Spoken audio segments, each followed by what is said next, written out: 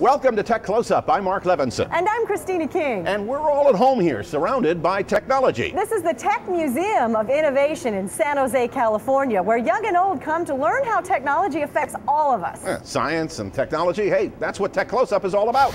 And we'll find out how your very own custom-made gene is just a mouse click away. You know, you can order a lot of things online these days. You can order your car, you can order food, you can order a pizza, you can even order your genes. Genes, I mean as in genes? We found a company called DNA2.0 that not only makes genes to order, they're processing hundreds of DNA online orders every week.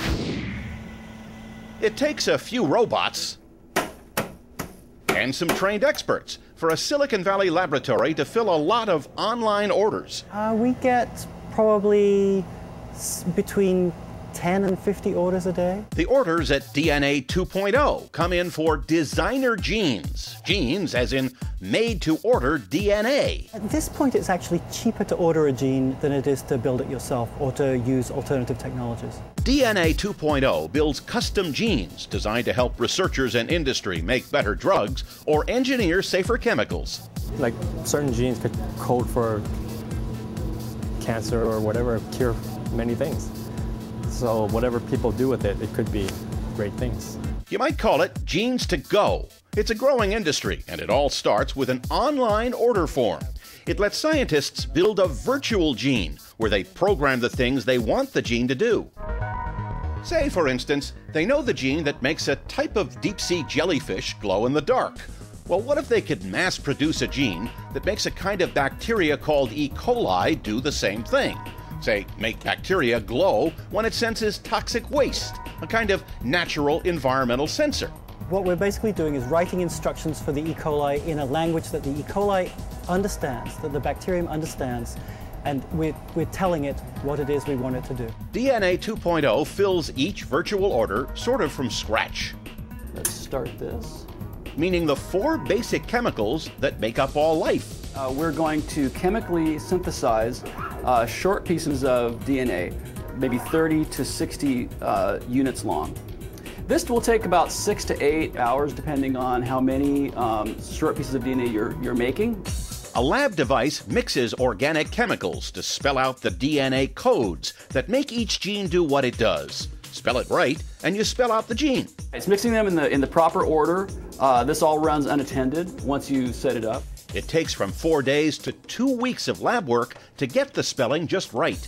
Once plugged into bacteria, E. coli turn into copying machines.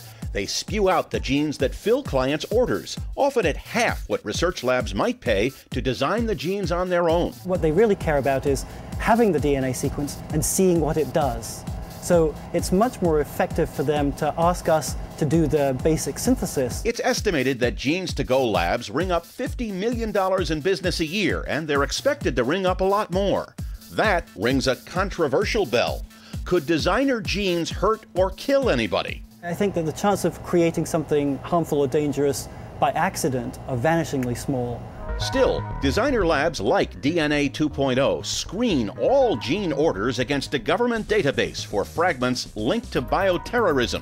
And we really don't know well enough how to if we were to want to create something deliberately dangerous, I don't think that we're even close to smart enough to do it. But as science gets more genes smart, the technology may get even better. I would love it if someone was able to order a gene and then we'd be able to spit it out within a day. That could take another 10 years, but even now, tomorrow's new genetic cures may have already been ordered online. We've facilitated research in lots of areas. We've speeded up medical research that just feels terrific. The cost per base pair of DNA has dropped from $30 to $1 in the past year. Yeah.